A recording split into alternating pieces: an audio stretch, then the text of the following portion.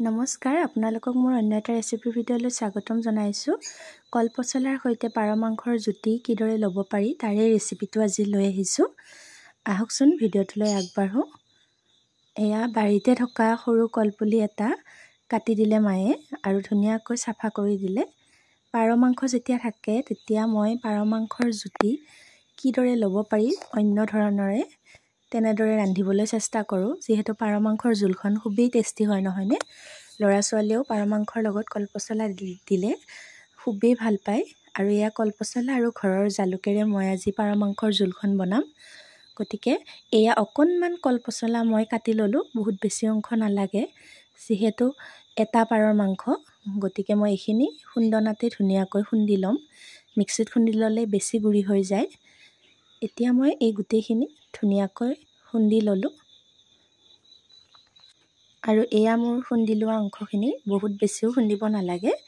এতিয়া মই কেৰাহী এটা গৰম কৰিলোঁ আৰু তাত মই অলপমান মিঠাতেল দিলোঁ। মিঠাতেলৰ পৰিমাণটো অকণমান বেছিকৈ দিব লাগিব। আৰু এয়া গোটা জিৰা অকণমান দিলোঁ আৰু দুটা ডাঙৰ চাইজৰ পিঁয়াজ কাটি দিলোঁ আৰু গোটেইখিনি ফ্ৰাই কৰি ল'লোঁ আৰু অকণমান হালধি দিলোঁ। আৰু এতিয়া আদা নহৰুৰ পেষ্টখিনি মই ইয়াত দি দিলোঁ। আদা নহৰুৰ পেষ্ট আপোনালোকে পৰিমাণ অনুযায়ী ল'ব। আৰু এতিয়া কলপচলাখিনি মই ইয়াতে দি দিলোঁ আৰু গোটেইখিনি ভালদৰে মিক্স কৰি ভাজি থাকিলোঁ। আৰু এচামুচ আৰু আধা চামুচ মানে 1.5 চামুচ মই জিৰাৰ গুড়ি ইয়াতে দি দিলোঁ আৰু ভালদৰে লৰালোঁ। আৰু ইয়াতে এটা বিশেষ মছলা দিলোঁ, চাহী গৰম মছলা।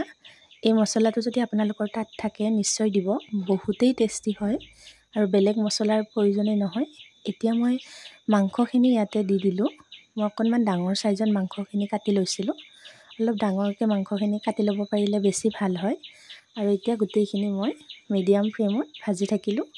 এয়া প্ৰায় 3 মিনিটমানৰ মূৰে মূৰে মই লৰাই ভাজি থাকিলোঁ আৰু এটা আলু সৰু সৰুকৈ কাটি দিলোঁ। আৰু এতিয়া পৰিমাণ অনুযায়ী মই নিমখ দিলোঁ আৰু গোটেইখিনি ভালদৰে ধুনীয়াকৈ মিক্স কৰি দিলোঁ। এই মাংসৰ টেষ্টটো খাবলৈ খুবেই টেষ্টি হয়, এবাৰ খাই চাব ইয়াৰ টেষ্ট কিমান ধুনীয়া হয়। আৰু এয়া গোটা জালুক কেইটামান মই পৰিমাণ অনুযায়ী ল'লোঁ আৰু খুন্দি ল'লোঁ। জালুকৰ পৰিমাণটো অকণমান বেছি হ'লে ভাল হয়, তথাপি সৰু ল'ৰা ছোৱালী থাকিলে নিজৰ পৰিমাণ অনুযায়ী দি ল'ব। আৰু এতিয়া এয়া জালুকখিনি মই ইয়াতে ধুনীয়াকৈ দি গোটেইখিনি ভাজি থাকিলোঁ। অলপ বেছি সময় পাৰ মাংস ভাজিব লাগে। মাংসৰ কালাৰ আৰু গোন্ধ খুবেই ধুনীয়া হৈছে। আৰু অলপ কালাৰ ভাল হ'বৰ বাবে মই জলকীয়া পাউডাৰ অকণমান ছটিয়াই দিলোঁ। আৰু ইয়াতে অকণমান গৰম পানী দিলোঁ। গৰম পানী একেবাৰে গোটেইখিনি দিয়া নাই, অলপ অলপকৈ দি মই এইদৰে ভাজি থাকিলোঁ। আৰু এয়া দেখিছেনে, গৰম পানী দিয়াৰ পিছত মাংসৰ গোন্ধটো আৰু ধুনীয়া আহে আৰু কালাৰটো খুবেই ধুনীয়া হয়। এতিয়া মই গৰম পানী যিখিনি মোক প্ৰয়োজন মই গোটেইখিনি দি ল'লোঁ। আপোনালোকে জোলটো যিমান অনুযায়ী কৰে সেই হিচাপে গৰম পানী দিব। আৰু এয়া মই পূৰা উতলিবলৈ দিলোঁ, জুইটো হাই ফ্লেম কৰি। আৰু এয়া দেখিছেনে, খুবেই ধুনীয়া হৈছে দেখিবলৈও আৰু খাবলৈও। আৰু মোৰ মাংস ৰেডি হৈ গ'ল।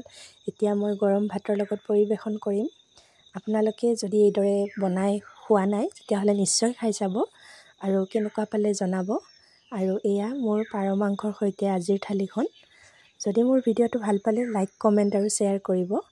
আকৌ লগ পাম অন্য এটা ৰেচিপিৰ সৈতে। আজিলৈ বাই বাই।